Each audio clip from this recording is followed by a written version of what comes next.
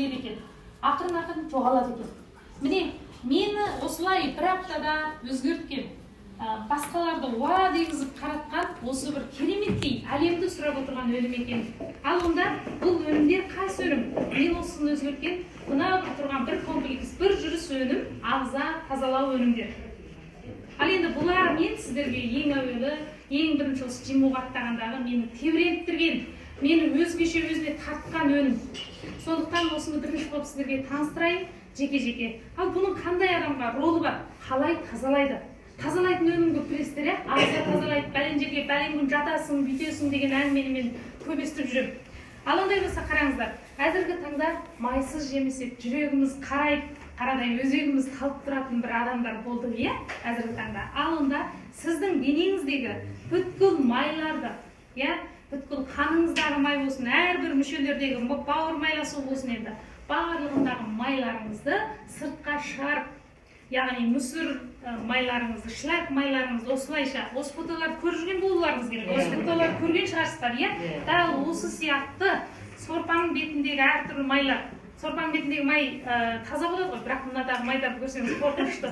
Иә, қарасы бар, жасылы бар дегенде әрбір адамның денесіндегі шлактардың қаншалықты ауырып әкелетін осы бір фото арқылы түсінуге болады екен. Дәл мінекей мынаны іштіңіз, түскі тамақтан кейін, обедтен кейінгі кешке тамақтан кейін 2 талдан шайнап отырып ішіңіз, одан кейін кипятоктан ішіңіз, содан кейін сіздің майларыңыз шығарады. Адам денесі 25 грамм май болса болады екен әркімге тұтыну. Одан артық тұтынғандар бізге артық ауыр салмақ әкеледі екен. Және денеміздегі тәтті құрамды шығарып тастайды. Тәттісі көп адамдар қашама тәттіні тосады, иә? Ал енді оны осыншылықты қысқа ғана айтайын. Бұл болса барлығы шөптен жасалған.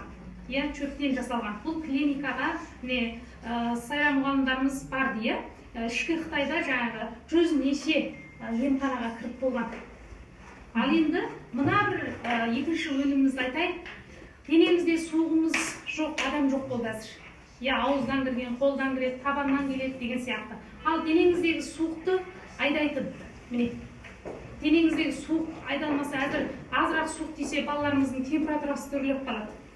Сол кезде де балаларға да беруге болады. Бұның енді істетілу шектемесі жоқ деп айталам. Суықты кетіреді, бауыр қызметіңізді дұрыстайды. 9-да 10-да жататын кісілер бар ма екен осы жерде? Бар. Әзір міне денсаулыққа бетал жассыздар. Алайда көптеген 99% адам жай ұйықтайды. Сол үшін кімнің бауыры дұрыс деп айта аласыз? Сондықтан қайтесіз, бауыр қызметіңіз дұрыстайды. Жай жатқан сайын бауыр қызметіңізден айырыласыз. Одан көп бауыр қызмет.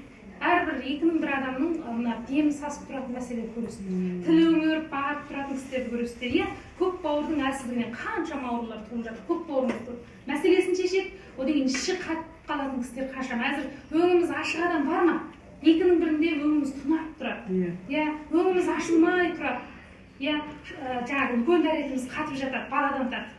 Одан кейін сатпалы дүниені көп жейміз. Әсіресе қалада тұрған адамдар тіпті ауылдағы кісілерде солай болды. Сондықтан сіз магезіндегі нәрсенің сақталу айын білесіздер ма уақытын? 12 айда 24 айға сақталып тұрады. Иә, егер де сіз өзіңіз қол пісірген тамақты сіз бір күн бойынша бір сөтке көгере ма? Көгеріп кетеді. Ал сіз ана магезіндегі нәрсені неше ай тұрса да жейсіз. Анау бір минерал суды сатып аласыз таза деп.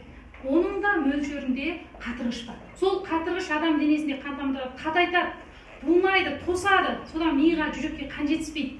Ал міне сол үшін біз денеміздегі шлак токсинді айда тазалан деп айтатынымыз сол. Бұл енді жаңағы ішек жолдардағы бактериялар, зиянды бактерияларды шығарады, үлкен дәреттің жүрілуіне көмектеседі. Ішек мәселесін дұрыс ұстамасақ, үлкен дәрет 1000 түрлі аурудың шығуына қайнар екен. Сондықтан әрбір өнім бірінен бірі деп сұранысы керемет. Ал енді мына бір 3-ші түрлі өнімімізді айтайын. Жер шарында неше орайтын, иә? Біздің қан тамырымыз бар. Қылтан қан тамыр дейді. Қылтан дегендер түсінесіздер ғой, шаштан да неше есе ұсақ. Тіпті сіз докторханаға барсаңыз аппаратқа түспейді екен. Кейде докторлардың өзі енді диагнозы шықпай қалған кезде қарасаң сап-сау адамсың, бірақ жайсызданып тұрасыз. Ал өзіңіз ойлаңыз. Сондықтан кей кезде біз докторханаға да даңғырып ең жақсы доктор өзіміз екенбіз. Сондықтан осындай шөп өнімдерді тұрмысымызға қолдана білуіміз қажет және алдын алуымыз керек. Бұл болса қан тамыр, жүрек, ми, қан тамыр ауруы дүние жүзі бойынша бас қатыратын мәселеге айналады. қаншаламаған адамдарда қозғалыс әрекеттен біз чегініп барамыз.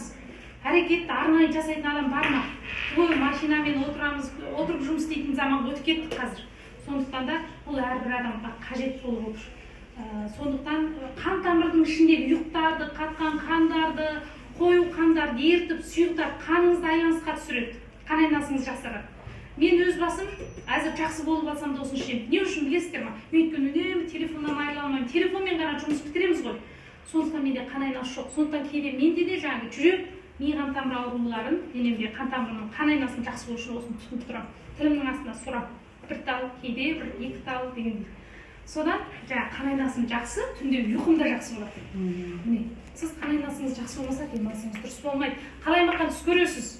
Я шаршап тұрасыз, ұйықтап тұрсаңыз да мұлжаңыз тұрып, өзіңізге келе алмай тұрасыз. Бұның зардабы айланып келгенде қан тамыр мәселесіне.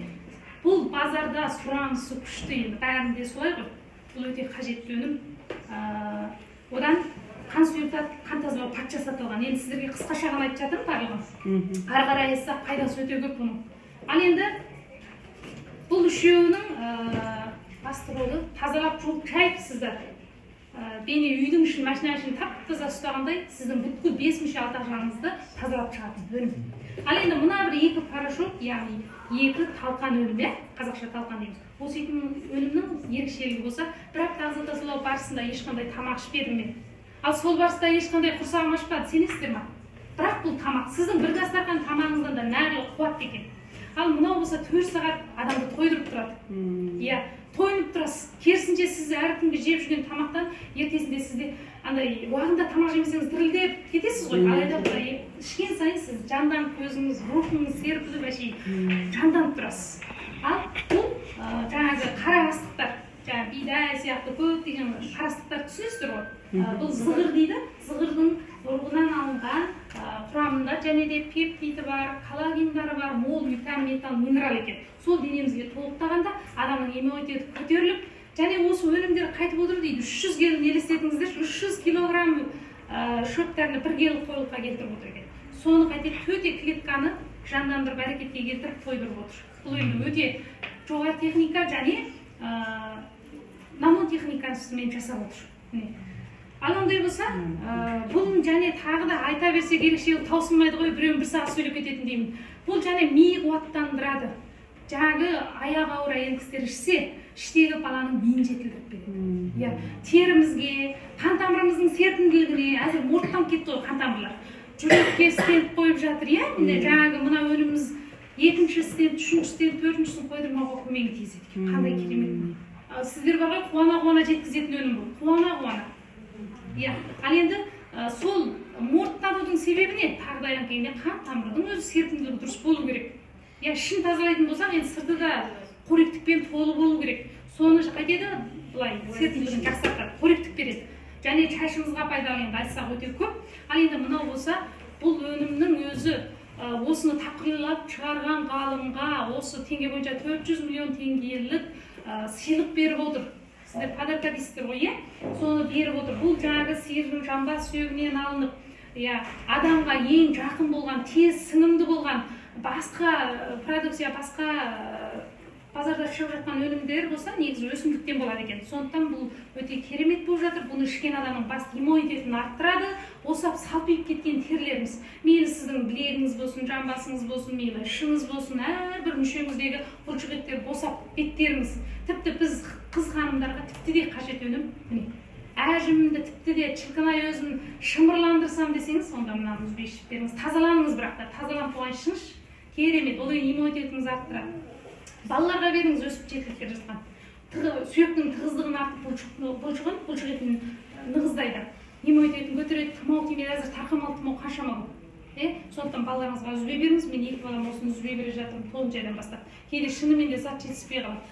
Оны білесіздер. Сондықтан қайтеді, әзір тұмаудан аулақ болып отыр. Бұл жаңағы денеңіздегі коллагенді, белок, кальцийді міне толықтап беретін. Осындай керемет. Бұны аяғы ауыр әйел адамдар ішсе, және тағы да баланың жетілуіне көмектесетін. Міне осылай ғана